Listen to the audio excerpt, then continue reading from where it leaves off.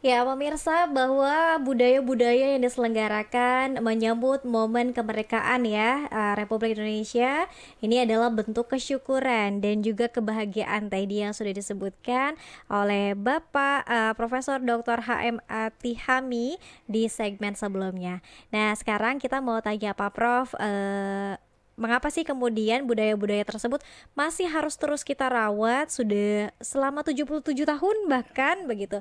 Dan apa sih manfaatnya ketika kita terus merawat budaya tersebut, Pak Prof?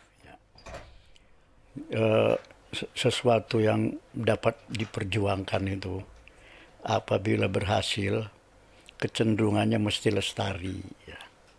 Mesti lestari, apapun yang didapat itu mesti lestari. Nah, upaya melestarikan itu eh, apa namanya diantaranya memang dilakukan apa orang-orang melakukan ekspresi dalam rangka melestarikan kemerdekaan itu. Karena kemerdekaan merupakan satu keberhasilan, mesti lestari, tidak boleh lepas. Nah, karena itu ekspresi kebudayaan yang muncul ya dilakukan oleh masyarakat ketika menyambut mengulang tahuni ya, memperingati hari kemerdekaan itu ya, yang maknanya tadi ya, supaya lestari itu memang ya patut terus menerus saja. Dan itu sebetulnya walaupun diberhentikan misalnya, diberhentikan, dilarang misalnya, nggak akan mau itu. Masyarakat nggak akan mau karena itu apa namanya hak ekspresi seseorang ya, Iya. dalam rangka melestarikan keberhasilan itu. Gitu. Oke, sempat kemarin mungkin agak kurang gegap gempitanya kurang karena pandemi COVID-19 Ya, ya Pak Prof ya. ya, Tapi alhamdulillah di tahun 2022 ini gaungnya dan semaraknya ini kita lihat ya. kembali. Karnaval juga sudah mulai ada, parade-parade juga ini sudah mulai tumbuh lagi. Nah, Pak Prof, apakah saat ini juga merawat budaya-budaya tersebut ini ada pergeseran masuk ke dunia digitalisasi, Pak Prof? Nah, itu sebetulnya waktu pandemi juga nggak kendor itu, Tetap ya. tetap saja semarak. Cuman semaraknya tidak secara fisik. Semaraknya adalah semarak digital itu. Kelihatan sekali itu apa di medsos atau di mana-mana itu sambutannya sama saja. Jadi artinya ekspresi menyatakan kegembiraan itu, menyatakan kesyukuran itu ya tidak harus secara fisik. Bisa muncul juga secara digital itu gitu. Jadi sebetulnya eh, karena itu bisa jadi pandemi kemarin itu yang merubah yang sekarang disebut dengan apa namanya itu new normal ya, kebiasaan baru. Artinya substansinya itu tidak berkurang itu. Ya. Menyatakan kemerdekaan itu tidak berkurang, mensyukur itu juga tidak berkurang. Cuman caranya itu yang normalnya itu yang bisa berubah. Aturannya itu yang bisa berubah gitu. Rasa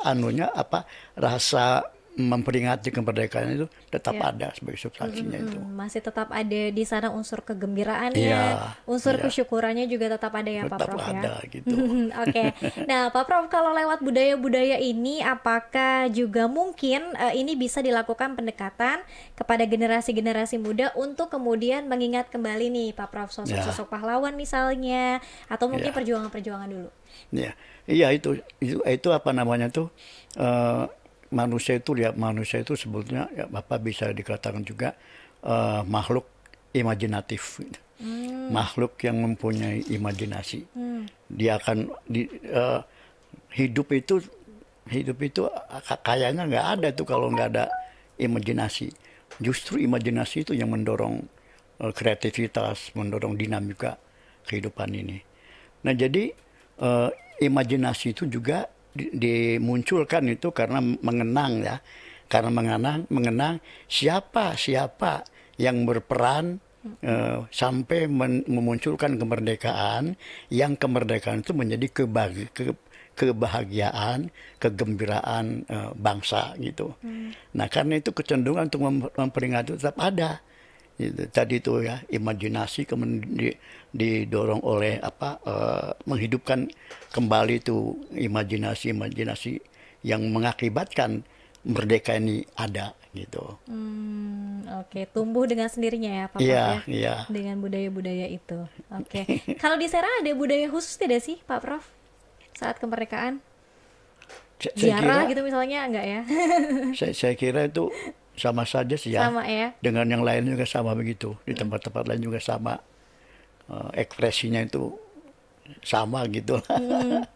Oke, ada lomba-lomba, lomba balap karung, Iya, pinang, panjat pinang ya, kerupuk iya. dan lain sebagainya. Oke, Pak Prof, kita masih ada satu segmen terakhir. Nanti kita juga ingin tanya sebagai closing statement dari Pak Prof terkait dengan merawat kebudayaan-kebudayaan dalam menyambut kemerdekaan Republik Indonesia, pemirsa ya. Tetap bersama kami pemirsa dalam Bincang hari ini.